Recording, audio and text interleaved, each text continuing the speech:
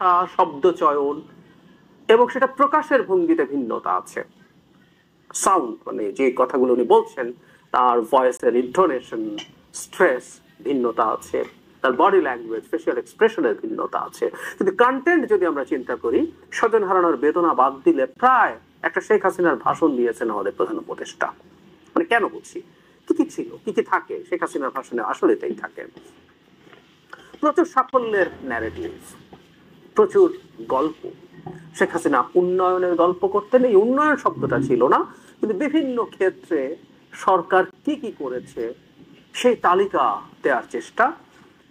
এবং আমার কাছে মনে হয়েছে যে তালিকাটা লম্বা করার জন্য এমন বিষয় ওখানে দেয়া হয়েছে যেটা প্রধান উপদেষ্টার মুখে বলার কোনো কারণ ছিল না। আমি আসবো সেই জায়গায়। আর কি থাকে, সমালোচনা। শেখ হাসিনা সরকারের সমালোচনা হয়েছে। শেখ হাসিনা এর আগে বিএনপি সরকার কি করেছে সেই সমালোচনা করতে হবে। আর কি আছে, আর হচ্ছে থ্রেটস কি কি আছে সরকারের সামনে, সেগুলো শেখ হাসিনা বলতেন তার সরকারকে কিভাবে ষড়যন্ত্র করছে। আমাদের প্রধান উপদেষ্টাও সেরকম ষড়যন্ত্রের কথা বলছেন। মোটা দাগে এই কম্পোনেন্ট গুলো দিয়েই আসলে এই স্পিচটা। সরকার অর্থনীতির ক্ষেত্রে কি কি সাফল্য আছে, বিরাট তালিকা, মূল্যস্ফীতির কি অবস্থা, ব্যাংকিং সেক্টরে কি করা গেছে, এই রমজানে কি পরিস্থিতি হয়েছে, কতটা কমফোর্টেবল মানুষ ছিল, এক্সপোর্ট কতটা বেড়েছে, রেমিটেন্স কিভাবে বেড়েছে, এবং খুবই আন্তরিকভাবে তিনি এই সবকিছুর জন্য জনগণকেও ধন্যবাদ দিয়েছেন। এটা বুঝতে হবে, এটা ডক্টর ইউনূস উনি ওন করেন, এটা বাস্তবিক ফিল করেন। প্রচুর প্রচুর সরকারের সাফল্যের তালিকা এর মধ্যে এসে হাজির হয়েছে। নারীদের জন্য কি করা হচ্ছে, বিনিয়োগকারীদের জন্য কি করা হচ্ছে, কি ইনভেস্টমেন্ট সামিট হতে যাচ্ছে, সেখানে কারা কারা আসতে পারেন, কত বিনিয়োগ পাওয়া যেতে পারে। এবং শেখ হাসিনা যেটা করেন somewhat আমার কাছে মনে হয়েছে, আমি ভুল হলে আমি দুঃখিত, সেটা হলো শেখ হাসিনা নিজকে এক ধরনের কাল্ট ফিগার হিসাবে প্রকাশ করার চেষ্টা করেন সব সময়। এই ভাষণে প্রধান উপদেষ্টার মধ্যে একই ধরনের চেষ্টা, যদিও তিনি আমি বলেননি, আমাদের প্রতি, মানে তিনি কোথাও গেছেন মাসিক বা বার্ষিক রুটিন কাজের জন্য যেন কোনো নাগরিককে সশরীরে কোনো সরকারি অফিসে উপস্থিত হতে না হয়। দুর্নীতি প্রতিরোধের অংশ হিসেবে সরকারি সব অফিসে ই ফাইলিং চালুর সিদ্ধান্ত নেওয়া হয়েছে। ই ফাইলিং ব্যবস্থা চালু হলে দুর্নীতি কমে আসবে। এতে করে কোন অফিসের কোন ডেস্কে কোন ফাইল আটকে আছে তা সহজেই জানা যাবে। সরকারি যতগুলো কার্যক্রমে অনলাইন সেবা চালু সম্ভব সবখানে এই সেবা চালুর বিষয়ে সরকার কাজ করছে। সরকারি বিভিন্ন সেবা পেতে অসহায় নাগরিকের টুটি চেপে ধরে অবিশ্বাস্য পরিমাণ টাকা দিতে বাধ্য করা হয়। টাকার যে লেনদেন ও ভোগান্তির সম্মুখীন হতে হয় সেটা থেকে নাগরিকদের বাঁচানোর জন্য আমরা বদ্ধপরিকর। অনলাইনে সেবা পাওয়ার পদ্ধতিটি আরও কিভাবে সহজ করা যায় এই ব্যাপারে আমাদের কাছে পরামর্শ জানিয়ে লিখুন, ইমেইল করুন। আপনি বা আপনার পরিবারের যে কেউ এই সেবা বাণিজ্যিকভাবে দিতে চাইলে প্রশিক্ষণ গ্রহণ করে পৃথিবীর যে কোনো স্থান থেকে এই সেবা দিতে পারবেন। বিগত সরকারের আমলে ভিন্ন মতকে দমন করার জন্য মিথ্যা মামলাকে হাতিয়ার হিসেবে বেছে নেওয়া হয়েছিল। বিভিন্ন পর্যায়ে যাচাই বাছাই করে আমরা এইসব হয়রানিমূলক মামলা প্রত্যাহারের উদ্যোগ নিয়েছি। গত ফ্যাসিস্ট সরকারের সময় দায়ের করা রাজনৈতিক হয়রানিমূলক মামলাগুলোর মধ্যে সারা দেশে পর্যন্ত ৬,২৯৫টি মামলা প্রত্যাহারের সুপারিশ করা হয়েছে। অন্যান্য সকল হয়রানিমূলক মামলাও ক্রমান্বয়ে প্রত্যাহার করা হচ্ছে। এছাড়া এ পর্যন্ত সাইবার সিকিউরিটি আইনের অধীনে বিচারাধীন স্পিচ অফেন্স সংক্রান্ত ৪১৩টি মামলা প্রত্যাহার করা হয়েছে। এই আইনটি অবিলম্বে বাতিল করে নাগরিক বান্ধব সাইবার সুরক্ষা আইন করা হচ্ছে। মানুষের ভোগান্তি রোধেও আমরা আইনগত পদক্ষেপ নিচ্ছি। জিডি করার সময় স্বাক্ষর দেওয়ার জন্য এখন আর থানায় যাওয়ার প্রয়োজন নাই, এটা অনলাইনেই করা যাবে। এই ব্যাপারে প্রয়োজনীয় নির্দেশ দেওয়া হয়েছে। পাওয়ার অফ অ্যাটর্নি বিধিমালা সংশোধনীর মাধ্যমে প্রবাসী বাংলাদেশিদের হয়রানি লাঘব করা হয়েছে। সংশোধিত বিধিমালার আলোকে বাংলাদেশি পাসপোর্ট না থাকলেও বাংলাদেশি বংশোদ্ভূত ব্যক্তির পাসপোর্টে নো ভিসা রিকোয়ার্ড স্টিকার থাকলে কিংবা জন্ম সনদ বা জাতীয় পরিচয়পত্র থাকলেই তিনি বিদেশ থেকে পাওয়ার অফ অ্যাটর্নি সম্পাদন করতে পারবেন। সরকারি সিদ্ধান্ত ও প্রয়োজনীয় ব্যবস্থা নেওয়ার পর বিমানের টিকিট কেনার পুরো প্রক্রিয়াটি অনলাইনে নিয়ে যাওয়ার ফলে বিমানের টিকিটের দাম শতকরা ৫০ থেকে ৭৫% কমে গেছে। বিশেষ করে মধ্যপ্রাচ্যের প্রবাসী ভাই বোনেরা এতে করে স্বস্তি পাচ্ছে। অন্যান্য এয়ারলাইনের টিকিটের দামও কমে গেছে। নাগরিকদের হয়রানি মুক্ত ও দুর্নীতি মুক্ত সেবা প্রদানের জন্য সরকার ভূমি সেবা ডিজিটালাইজ করার উদ্যোগ নিয়েছে। এর অংশ হিসেবে ভূমি মন্ত্রণালয় অনলাইনে ঘরে বসেই জমির খাজনা প্রদান, নাম জারি, জমা খারিজ, খতিয়ান বা পর্চা সার্টিফাইড কপি, মৌজা ম্যাপ বা নকশা প্রদানের কার্যক্রম শুরু করেছে। এই পদ্ধতিতে ভোগান্তি, অস্বচ্ছতা ও দুর্নীতির অবসান হবে। বর্তমানে সারা দেশে পরীক্ষামূলকভাবে এই কার্যক্রম চালু হয়েছে। এইগুলোকে ক্রমান্বয়ে আরো জনবান্ধব করে স্থায়ী রূপ দেওয়া হবে। এর লক্ষ্য হবে ক্রমাগতভাবে এই সকল দায়িত্ব সরকারের হাত থেকে নিয়ে সেবাদানকারী ব্যক্তি বা প্রতিষ্ঠানের কাছে ছেড়ে দেওয়া। গ্রামের স্কুল কলেজ পাশ করা ছেলে মেয়েরা, গৃহিণীরা ঘরে বসে সারা দেশে এই সেবা দান করবে এবং অনেকে তাদের কৃতিত্বের জন্য প্রসিদ্ধ হয়ে পড়বে। তারা সারা দেশের গ্রাহকদের সেবা নিজের গ্রাম থেকেই প্রদান করবে। রাজস্ব সংস্কার কমিশনের সুপারিশ অনুসারে জাতীয় রাজস্ব বোর্ড বিলুপ্ত করার সিদ্ধান্ত নেওয়া হয়েছে। এর জায়গায় দুটি পৃথক বিভাগ করা হচ্ছে। একটি হলো নীতি প্রণয়ন বিভাগ বা জাতীয় রাজস্ব নীতি বোর্ড, অন্যটি বাস্তবায়ন বিভাগ বা জাতীয় রাজস্ব সংগ্রহ বিভাগ। এর ফলে বোর্ডকে আমরা স্বাগত জানাচ্ছি। প্রতিবেদনে যে সুপারিশ করা হয়েছে, অন্তর্বর্তী সরকার সেই সুপারিশগুলো গুরুত্বের সঙ্গে বিবেচনা করছে। আপনাদেরকে আশ্বস্ত করে বলতে চাই, যারা গণহত্যায় জড়িত ছিল, যারা নির্বিচারে মানুষ হত্যা করেছে, যারা ইতিমধ্যে হত্যাকারী হিসেবে বিশ্বের কাছে স্বীকৃত, তাদের বিচার এই দেশের মাটিতে হবেই। প্রিয় দেশবাসী, আপনারা জানেন অন্তর্বর্তী সরকার দায়িত্ব নেবার পর থেকেই গণমাধ্যম ও সোশ্যাল মিডিয়ায় গুজবের জন্য এক মহোৎসব চলছে।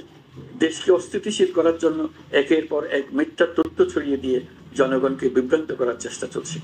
অভিনব সব প্রক্রিয়ায় গুজব ছড়ানো হচ্ছে। এক ছবির সঙ্গে অন্য ছবি জুড়ে দেওয়া হচ্ছে, ঘটনা একটা, ছবি আরেকটা। এরকম ফটোকার্ড বানিয়ে অন্য দেশের ঘটনাকে এই দেশের ঘটনা হিসেবে চালিয়ে দিয়ে সোশ্যাল মিডিয়ায় তোলপাড় করে ফেলছে। যতই নির্বাচন কাছে আসবে, এর রূপ আরো ভয়ঙ্কর হতে থাকবে। কারা এর পেছনে আছে, কেন আছে, তা আপনাদের সবারই জানা আছে। আমরা এই গুজব ও মিথ্যা তথ্যের প্রচারণা রোধ করতে জাতিসংঘের সহযোগিতা চেয়েছি। জাতিসংঘের মহাসচিব এর মোকাবেলায় আমাদের সহযোগিতা করবেন বলে আশ্বাস দিয়ে গেছেন। দেশবাসীকে আমি স্মরণ করিয়ে দিতে চাই যে জুলাই অভ্যুত্থানের প্রথম পর্ব সফলভাবে সমাপ্ত হয়েছে। প্রথম পর্বের সমাপ্তির মধ্য দিয়ে অভ্যুত্থানের দ্বিতীয় পর্ব শুরু হলো। সবসময় মনে রাখতে হবে, আমরা কিন্তু যুদ্ধাবস্থায় আছি। গুজব হলো এই জুলাই অভ্যুত্থানের বিরুদ্ধে পরাজিত শক্তির মস্ত বড় হাতিয়ার। গুজব দেখলেই গুজবের সূত্রের সন্ধান করতে থাকবেন, গুজবকে অবহেলা করবেন না। বহু অভিজ্ঞ সমর বিশারদ এই গুজবের পেছনে দিনরাত কাজ করছে। সীমাহীন অর্থ এর পেছনে নিয়োজিত আছে।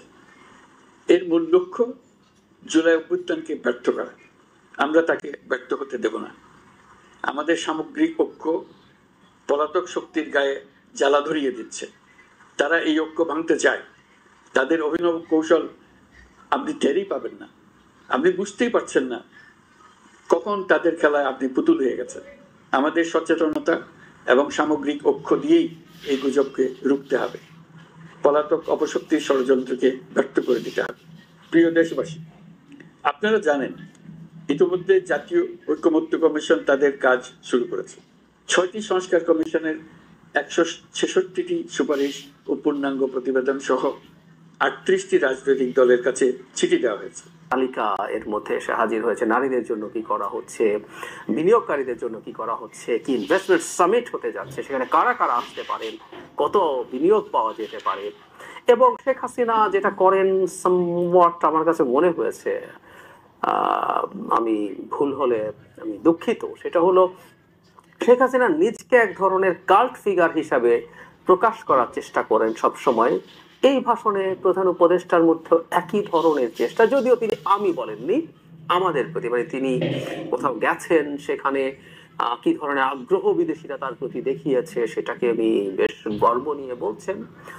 এটা আসলে সত্যি কথা যদি বলি, এটা বাংলাদেশের প্রতি সম্মান নয়, এটা আমরা জানি। এটা আসলে ফ্র্যাঙ্কলি এটা আমাদের প্রধান উপদেষ্টার প্রতি রেসপেক্ট, এবং এটা আমাদের সৌভাগ্য যে তার মতো মানুষ আমাদের এই সময় দায়িত্বে এসছেন। কিন্তু তার মুখে এই কথাগুলো বারবার শোনা, উনি বেশ কয়েকবার বলেছেন, উনি ডাভোসে গিয়ে কথাগুলো সেশনে তাকে যেতে হয়েছে, এগুলোর মাধ্যমে তিনি ইন্টারন্যাশনালি কতটা গুরুত্ব পান, তিনি কতটা গুরুত্বপূর্ণ মানুষ, সেটা তার মুখ দিয়ে এসছে। এই কথাগুলো তার মুখ দিয়ে না আসলেই ভালো হতো, কিন্তু এসছে। এভাবে নানান কিছু আমাদের দুর্নীতি নিয়ে আলাপ করেছেন, সেই দুর্নীতি সমাধানে কি কি করছেন, কিভাবে ডিজিটালাইজ করা হচ্ছে সবকিছু, কিভাবে সবকিছু অনলাইন করা হচ্ছে, এই আলাপগুলো করেছেন। এগুলো চলেছে। এবং ওই যে যেটা বললাম, তালিকা লম্বা করার অদ্ভুত চেষ্টা ছিল। যেমন একটা উদাহরণ দেই, হাজিদের জন্য একটা অ্যাপ করা হচ্ছে। আমি কাজটাকে খুব তুচ্ছ কাজ সেটা বলছি না, কিন্তু প্রধান উপদেষ্টা যখন ভাষণ দিবেন, তিনি যখন পিক করবেন কোন কোন কাজগুলো তারা করেছেন, তার মধ্যে কি এটা আসতে পারে যে অ্যাপটা রিয়েল টাইম, ওটা বাংলায় হতে পারে, ওটা নানান ইনস্ট্রাকশন দেবে, কোন জায়গায় কি করতে হবে না হবে বলবে, দোয়া পাওয়া যাবে সেখানে, হেলথের কোনো সমস্যা হলে পরামর্শ পাওয়া যাবে, আরো কোনো সমস্যা হলে কল সেন্টারে ফোন করা যাবে, এসব এগুলো কি প্রধান উপদেষ্টার স্পিচে থাকার মতো বিষয়? একেবারেই মনে করি না। তার মানে এটা ঢোকানো হয়েছে তালিকাকে লম্বা করার। প্রধান উপদেষ্টা এটাকে নিয়ে বেশ খানিকটা সময় কথা বলছেন, অত্যন্ত অগুরুত্বপূর্ণ তার স্ট্যান্ডার্ডে, আবারও বলছি। তার মানে সাফল্যের একটা বড় তালিকা তৈরির চেষ্টা ছিল, ব্যর্থতার জন্য কি কি ষড়যন্ত্র আছে, সমস্যার জন্য সেটা ছিল, কিন্তু অনিবার্য যে সংকটগুলো নিয়ে, ব্যর্থতাগুলো নিয়ে জনমনে প্রশ্ন আছে, সেগুলো নিয়ে কিন্তু তিনি কথা বলেননি। ওগুলো নিয়ে কিছুটা ব্যর্থতা স্বীকার করলেই বরং ভালো ছিল। বিশেষ করে জননিরাপত্তা। একটা পত্রিকার নিউজে দেখেছি 300 ফিট যে জায়গাটা আছে সেখানে প্রচুর রেস্টুরেন্ট আছে, এবং এখন রাতের এক ধরনের নাইট লাইফ, আমরা এভাবে বলবো, নাইট লাইফের ট্রেন্ড তৈরি হয়েছিল। মানুষ যেত, খেত, রাতে ফিরে আসতো। সেই রেস্টুরেন্টগুলো এখন ফাঁকা পড়ে আছে, কারণ সিকিউরিটি ব্যাপারে মানুষের আশঙ্কা আছে। একটা কথা মনে রাখতে হবে, সিকিউরিটি কতটা খারাপ হয়েছে এটা স্ট্যাটিস্টিক্স না, এটা পারসেপশন। মানুষ যদি মনে করে অবস্থা ভালো না, তা ভালো না। যে কেউ এই খোঁজ নিতে পারেন, পত্রিকাতেই নিউজ এসছে যে 300 ফিটের রেস্টুরেন্ট গুলোর ব্যবসা লাটে উঠেছে শুধুমাত্র মানুষের নিরাপত্তাহীনতার পারসেপশনের কারণে। তো সেই জায়গাগুলোতে মানুষকে আশ্বস্ত করার আগে নিজেদের কোথায় কোথায় ব্যর্থতা আছে, কিছু ব্যর্থতা অন্তত স্বীকার করা। আমি ব্যর্থতার স্বীকারোক্তি দেখলাম না, সত্যিই দেখলাম না। এবং বহু ক্ষেত্রে অপরাধ হয়ে যাওয়ার পরও যে সরকার ব্যবস্থা নিতে ব্যর্থ হয়েছে, সেগুলোর স্বীকৃতি। এটা তাকে শেখ হাসিনার কাছ থেকে আলাদা করতে পারত, কিন্তু দেখলাম সেটা তিনি করলেন না। একসময় উনি করতেন, ইদানিং করছেন না। বিবিসি বাংলার সাথে ইন্টারভিউটার থেকে আমি এই ট্রেন্ডটা খেয়াল করছি। শতভাগ সফল একটা সরকার অ্যাপারেন্টলি মনে হবে তার স্পিচ, এই স্পিচটা দেখলে। তাহলে প্রশ্ন হচ্ছে, তিনি শেখ হাসিনার মতো একটা ভাষণ কেন দিলেন? আমি আবারও ক্লিয়ার করি, বারবার বলছি, আমাকে কেউ ভুল বুঝতে পারেন। শেখ হাসিনার মতো কন্টেন্টের কারণে বলছে শেখ হাসিনার মতো ভাষণ, তার মতো ভাষা, শব্দ চয়ন, এটা অসম্ভব ডক্টর ইউনূসকে দিয়ে। একটা বাজে নোংরা কথা বলা, এটা আমরা জানি, কিন্তু কন্টেন্ট ওয়াইজ এর কথা বলছি। তারা কেন এই ধরনের একটা ভাষণ দিতে গেলেন প্রধান উপদেষ্টা? যখন উনি ভাষণ দিবেন বলে সিদ্ধান্ত জানিয়েছিলেন, নিউজটা আমরা দেখলাম, আমি হঠাৎ করে ভাবলাম কি কোনো বিশেষ দিন? সাধারণত এই ধরনের সরকার তাদের 6 মাস পূর্তি, 1 বছর পূর্তি এই ধরনের, বা কখনো খুব গুরুত্বপূর্ণ কোনো মেসেজ দিতে যাবেন সেই কারণে আসছেন, কোনো অস্থিরতা হচ্ছে বা সরকার কোনো একটা খুবই ডিসাইসিভ, খুবই সিগনিফিক্যান্ট ডিসিশন নিয়েছেন, এমন কিছু জানাতে চান যেটা খুবই গুরুত্বপূর্ণ। তো আমরা অনেকে আগ্রহ করে বসেছিলাম। একটা কোনো রকম কোনো গুরুত্বপূর্ণ সিদ্ধান্ত, নতুন কোনো কথা, সংস্কার, ঐক্যমত্য কমিশন, তারা একসাথে হচ্ছে, তারা এখন বসে ঠিক করে একটা চার্টার হবে, নির্বাচন হবে, এবং নির্বাচনের ক্ষেত্রে তিনি নিজেই বলেছেন, আমি আগেও অনেকবার বলেছি, তো উনি বলেছেন এই বছরের ডিসেম্বর থেকে আগামী জুনের মধ্যে, মানে ডিসেম্বরেও হতে পারে, আগামী জুনের আগ পর্যন্ত যে কোনো সময় নির্বাচন হবে। সেই পুরনো কথা, সেই সব পুরনো কথাই আবার নতুন করে সামনে আসলো। একটা কোনো নতুন কথা নেই, জাস্ট সরকার কি কি ক্ষেত্রে কত ভালো করছে, প্রধান উপদেষ্টা কতটা গুরুত্বপূর্ণ, কোথায় কোথায় থ্রেট আছে, গুজবের কথা এনেছেন, আমাদেরকে সতর্ক থাকতে বলেছেন। সাম্প্রতিক সময় গুজব একটা বড় প্রবলেম তৈরি করেছে, উইচ ইজ রাইট, সেগুলো তিনি বলার চেষ্টা করেছেন। সো নাথিং নিউ ওয়াজ দেয়ার। তাহলে কেন তিনি ভাষণ দিতে আসলেন? 26শে মার্চকে মাথায় রেখে বা ঈদকে মাথায় রেখে শুভেচ্ছা জানাতে চান না?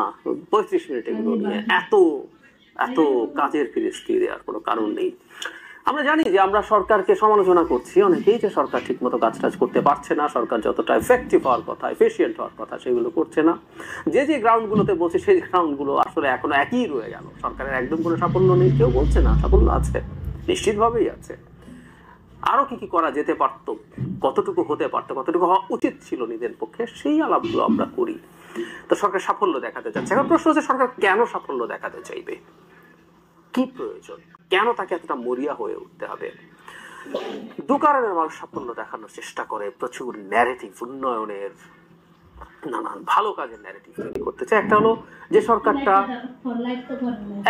একটা কারণেই যে ক্ষমতাকে এক্সটেন্ড করতে চায়। এখন যে সরকারটা নির্বাচনের মাধ্যমে ক্ষমতাকে এক্সটেন্ড করতে চায়, ফেয়ার অ্যাকসেপ্টেবল ইলেকশনের মাধ্যমে, সে যেটা করে সেটা জানিয়ে নির্বাচনের জন্য মানুষকে মোটিভেট করার চেষ্টা করে যে আমাকে ভোট দাও, আমি তোমার জন্য এটা এটা করেছি।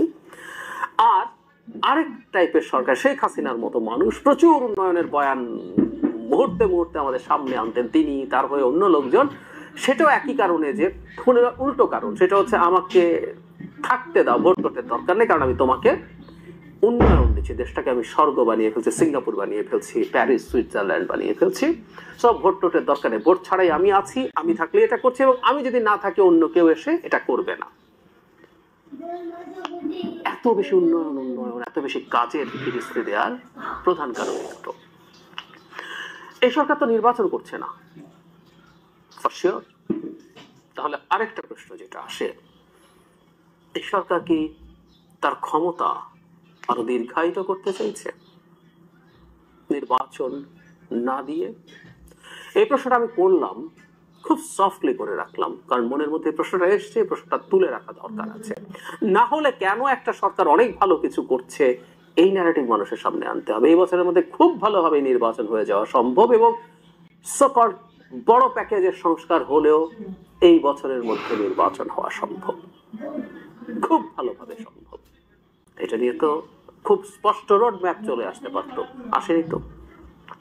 আর বড় প্যাকেজ বাদ দেই, বিএনপি খুব ক্লিয়ারলি বহুদিন থেকে, প্রথম দিন থেকে বলছে, আজও বলছে, যে তারা বড় প্যাকেজের সংস্কার চায় না, তারা সংক্ষিপ্ত সংস্কার চায়, শুধুমাত্র নির্বাচনের সাথে রিলেটেড সংস্কারগুলো চায়, তারপর নির্বাচন চায়।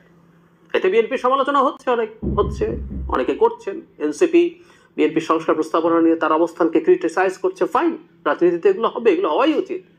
তো বলেছে, তো যদি ন্যূনতম সংস্কার চায় তাহলে ডিসেম্বরে নির্বাচন না করে, তার রোড ম্যাপ কেন না? এই সরকারের কাজ হচ্ছে এখন নির্বাচনের দিকে দেশকে নিয়ে যাওয়া। সে কত উন্নতি করছে সেটা রীতিমতো প্রধান উপদেষ্টার মুখ দিয়ে বলানোর তো কোনো প্রয়োজন আমি দেখি না, একেবারেই দেখি না। কেন তাহলে এটা? দেশের নির্বাচন কবে হবে, কি হবে, নানান গুজব চারদিকে ছড়িয়ে। যে গুজবের কথা প্রধান উপদেষ্টা বললেন, উনি ওনার মুখে এই স্পিচেই বলেছেন ডিসেম্বর থেকে জুনের নির্বাচনের কথা, কিন্তু পরিস্থিতি যদি এমন ঘোলাটে করে ফেলা হয়, ফলে চেষ্টা তো হচ্ছেই, দেখছি আমরা, যে সে নির্বাচনের দিকে যাওয়ার চাইতে তখন আবার নতুন বয়ান তৈরির সুযোগ হয়, যে নির্বাচন তো হওয়ার কথাই ছিল, কিন্তু এই পরিস্থিতিতে, এই প্রেক্ষাপটে কি সম্ভব? যোগ করবো জনাব নাহিদ ইসলামের একটা কথা, আপনাদের অনেকে নিশ্চয় মনে আছে, এনসিপির আহ্বায়ক, দেশের আইন শৃঙ্খলার অবস্থা এবং আইন শৃঙ্খলা রক্ষাকারী বাহিনীর অবস্থা নির্বাচন 1 বছরের মধ্যে করতে পারবে সেই অবস্থা নেই বলে অলরেডি আওয়াজ আছে। সো আইন শৃঙ্খলা যদি এমন জায়গায় চলে যায়, দেখানো যায় অ্যাটলিস্ট নির্বাচন হবে, এই প্রশ্নগুলো নানান ভাবে আসছে। এবং আমরা একটা ডেলিবারেট চেষ্টা দেখছি দেশে একটা অ্যানার্কি তৈরি করার, দেশকে ডিস্টেবিলাইজ করার চেষ্টা করার, এবং অনেক ক্ষেত্রেই এমন সব জায়গায় এমন সব ঘটনা ঘটছে যেগুলোতে খুব স্পষ্টভাবে মনে হয় সরকারের একটা অংশ এই চেষ্টার সাথে, এই ডেলিভারের প্ল্যানিং এর সাথে এবং এক্সিকিউশনের সাথে জড়িত। হ্যাঁ, আমি স্পষ্টভাবে বলেছি কোন কোন জায়গাগুলোতে হয়। আমি নিশ্চিত যে ভবিষ্যতে একই ধরনের আরো ঘটনা ঘটবে। সো ওই ধরনের পরিস্থিতির সাথে সরকার ভীষণ সফল, এই আলাপ সামনে আনা, সফল সরকারের কি অনেকদিন ক্ষমতায় থাকতে হবে, বা কেউ কোনো জায়গাতে আওয়াজ উঠুক, কারণ এই আওয়াজও ওঠা শুরু করছে, ডক্টর ইউনূসের সরকার 4-5 বছর থাকতে হবে, ইভেন্ট খোলা হচ্ছে, এগুলোকে উস্কে দেওয়ার জন্য। আমি আমার চিন্তাটা জানিয়ে রাখলাম।